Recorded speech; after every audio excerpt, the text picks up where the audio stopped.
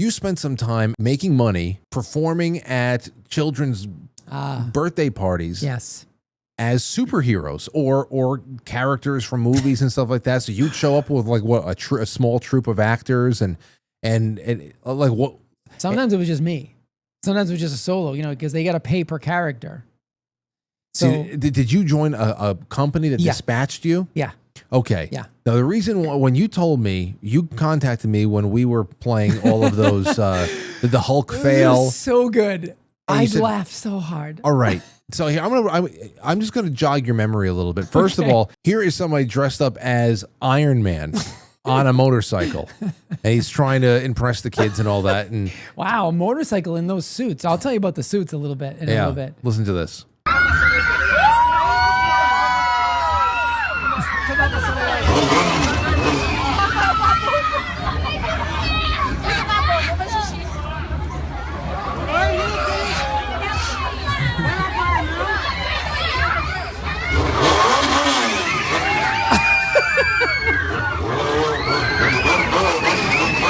Oh no. What is he doing?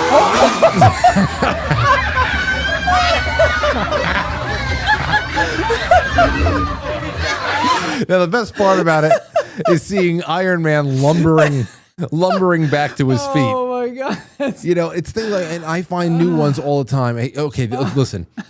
This one, I know that when you messaged me the other night, a couple of weeks ago, it was when me and Mike and me and Matt and Sal were watching some stuff, and it came up where some guy was showing up at a birthday party in a Hulk costume, and he tripped up on his toe and he just went down. It reminded me, I said I had to find this Transformer costume fail. This is one of my favorite ones. Now, this is a big costume. Somebody's in there, they're dressed up as Bumblebee from Transformers. This is one of my favorite. I have watched this dozens of times. I'm already laughing. I've watched this so many times. You have no clue. Here he is. Unfortunately, I couldn't find a version of this without commentary over it, but just watch this disaster. Looks like Bumblebee had a little too much to drink.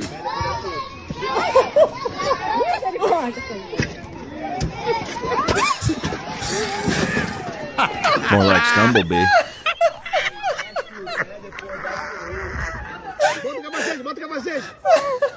And the fact that everybody's laughing at that point. This is my favorite fall. I've never seen a costume that big before. I don't even know how the hell it works. It's massive.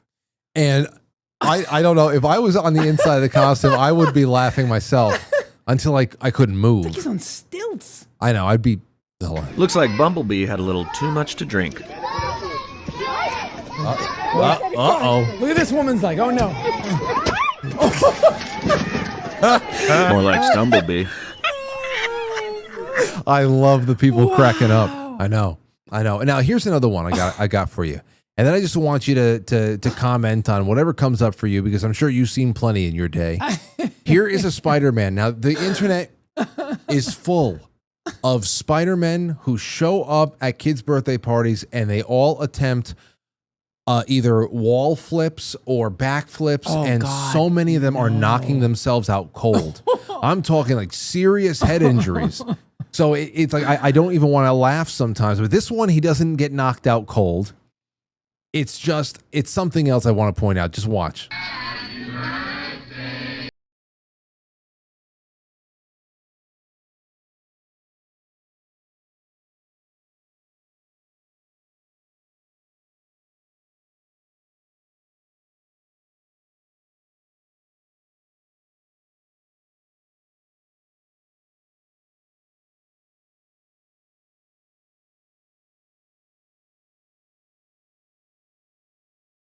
That other woman ran away laughing.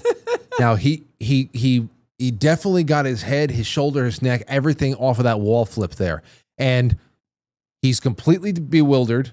He's discombobulated here, and the fact that he had to go and just park himself in the Spider-Man stance just to be able to get his bearings straight. I mean, I got to give this guy a ton of credit though for pulling this off.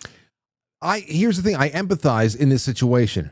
These can be serious head injuries when they go wrong. but I also empathize with the embarrassment because as he's sitting there right there in his Spider-Man pose, I know he would literally take being anywhere else. Yeah, absolutely. He would take being in one of those Afghanistan caves.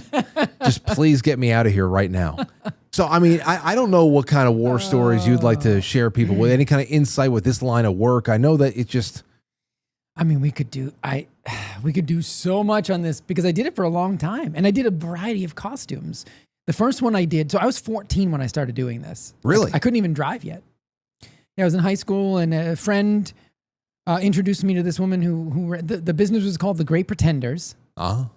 And she made a lot of her own costumes, like paper mache heads and like one of the first costumes I ever was in was Barney. The purple dinosaur. Yeah.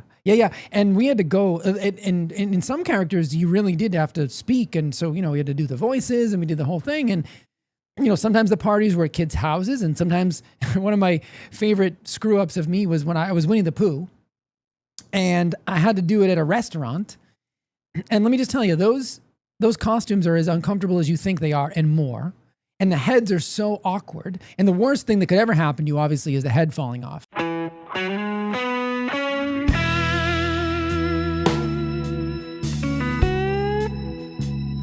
That is, if that happens, you're done. Because the kids you ruin kids' lives, right? So at all costs, if you ever see one of these people with their hands on their heads, I would find myself very frequently doing that. Because inside was like, it was like, those old, those plastic batting helmets that had the plastic. Yes. That's all it was, holding on your head. And then they were joined to like the larger head to sort of attach it on, and it was just resting on your shoulder. So when I would bend over to talk to like a little 3-year-old and not, scare the shit out of them, very often I would have to kind of like indiscriminately, and discreetly hold my head because sometimes, they would grab onto you or something. And if they, and I had a couple of kids try to, pull the head off, not being malicious, but just they're the kids and they're excited.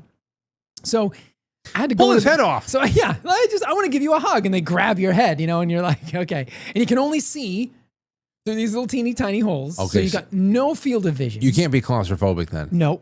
And you have no idea who's around you, behind you. All you can see is what's directly in front of you. So I go into this restaurant and I walk in and I say, I'm here for the, I talk to them. Are you dressed as Winnie the Pooh? I'm in Winnie the Pooh. Yeah. So I drove there in the Winnie the Pooh costume, but I didn't wear the head. Did you wear the head on the way in? Oh yeah. So as soon as I get out of the van, I put the head on, I grab the balloons, and I walk all the way down the street to the thing, to the restaurant. So I'm like exposed to the public, people, So I was honking. Yeah. Oh yeah. It's all kinds of stuff. So I go into the restaurant, but here's the thing, Frank. Where I was, I think it was in Plymouth, Massachusetts. It was somewhere towards the Cape. Where I was, the restaurant, it was kind of like a strip mall. So a lot of the doors were right next to each other. And there were these two restaurants that were right next to each other. Well, unbeknownst to me, I walk into the wrong restaurant. But there was a birthday party going on there. So I walk into the restaurant. I say, I'm here for the birthday party because I can't see through the damn head. So I look at the address and I see the address. And then I turn that big head and I see a door. But it was the door to the other restaurant. So I had the right address. I walked in the wrong door because of the damn head. So I walk in and there's a kid's birthday party. So I start mixing it up with the kids. And all I know is a contact when I get there. I know that, okay, the mother's name is Diana or whatever. That's who I have to find. My whole goal at the party is entertain the kids and find this woman. It's like a mission. I got to find Diana somehow. Now, if she's really a good person, she finds me because she knows the disadvantage that I am under. But sometimes I'll even ask the kids, hey, where's your mom? Because I need to get the hell out of here. 30 minutes is up. I even had a clock inside the head, like a little watch, so that I knew when the party was up. Because my boss, when I first started, I would do parties too long and she'd be like, Jay, get out of there. You've gone 45 minutes and they only paid for 30. Get out of there, right? But I'm like, the kids are having fun, so whatever. Right. So I go in and I tell the woman, and at some point, this is like 20 minutes into the party. At some point, this mother comes over to me, such a sweet lady, I'll never forget this. And she puts her arm around me and she goes, honey, who paid for you to be here? And I was like, Diana, whatever name I had. Oh no. And she goes, there's no Diana here. And I was like, now I'm like, oh shit. I have no idea what happened. I'm in the right place. I'm in the right place. And then I have to piece this whole thing together somehow while I'm entertaining kids in a Winnie the Pooh costume, sweating my ass off because I'm wearing fur in July and the head is just retains heat. So I'm dripping sweat. I'm so uncomfortable listening to this. And I'm trying to figure out where I am, where Diana is. These kids are loving it, so now I got to try to disappoint these kids. All right, everybody, have to go back to the... That's exactly... I gave the balloons to the kid. Those are the balloons for the people who paid in the restaurant next door. So you have to go to the other party and do double time? Finally, I figured it out, and I was like, is this the so-and-so restaurant? She's like, that's next door, and I was like... Did you get paid double? No, I got a complaint. The only complaint I ever received in that line of work, because I went to the party late, without balloons. Now I stayed extra time. I made up for it. I put on like a great show. Remember, I had already done a whole party, so I'm sweating. Yeah. I am so uncomfortable. I'm so dehydrated. I'm exhausted. You can't take the head off. Can't take the head off. So I did like the 45 minutes. So now I've been in this thing for over an hour in the summer.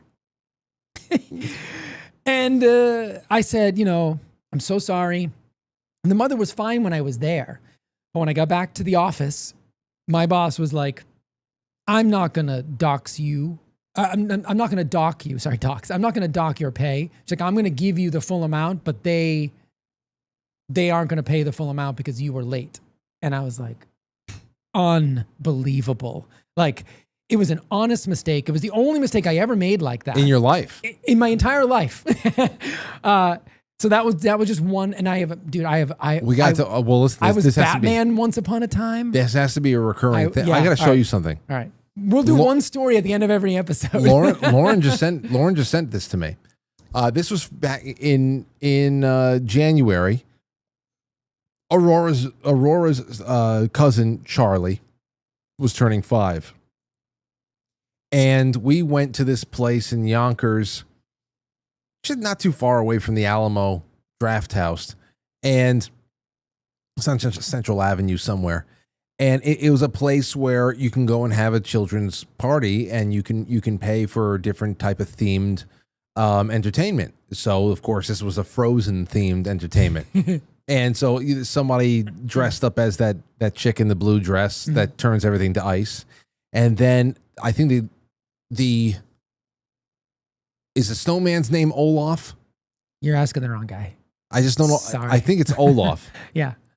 Anyway, when Aurora found out that Olaf was going to be there, I'm always very curious about Aurora and these types of these situations because, for example, when we went out to Madison Square Garden in April of 2024 to go see the Paw Patrol at MSG, I was talking to Aurora beforehand. She was getting really excited. We kept it a secret. She's getting excited.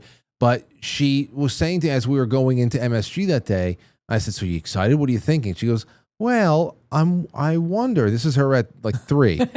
She says, I'm just wondering if it's the real Paw Patrol or if it's people in costumes. Pretty good. And I said, well, it's a show, cartoons, they only exist on television, so it's hard to get them out of the TV in our world. Wait until she sees Roger Rabbit. Yeah. Wait until she sees Roger Rabbit. When she gets to watch Roger Rabbit, that's going to be great. Great movie. But anyway, when the Paw Patrol comes out and you can see all the actors, they're holding on to the big thing. They're dancing around. They're controlling the mouths, but you can see they're dressed in black, like stage crew. Yeah.